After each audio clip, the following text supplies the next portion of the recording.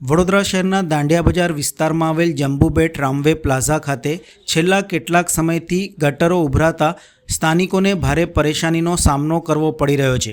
ઉભરાતું દૂષિત પાણી માત્ર રસ્તાઓને જ બિસ્માર કરી રહ્યું નથી, પરંતુ લોકોના આરોગ્ય માટે પણ જોખમરૂપ બની રહ્યું છે।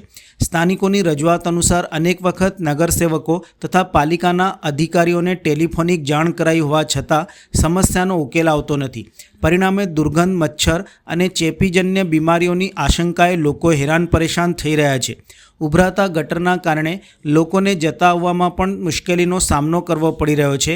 વિશેષ એ છે કે આ વિસ્તારમાં પૂર્વ ડેપ્યુટી મેયર નંદાબેન જોશી પણ રહે છે, છતાં પણ સમસ્યાનો ઉકેલ લાવવા માટે તેમના તરફથી પણ કોઈ પગલાં લેવામાં આવ્યા નથી તેવા આક્ષેપો પણ સ્થાનિકો દ્વારા કરવામાં આવ્યા હતા। લોકોએ આજે મીડિયા સમક્ષ પોતાની વ્યથા વ્યક્ત કરતા તંત્ર સામે નારાજગી ઠાલવી હતી, સાથે જ વહેલી તકે આ સમસ્યાનું નિરાકરણ લાવવામાં આવે તેવી માંગણી કરી હતી।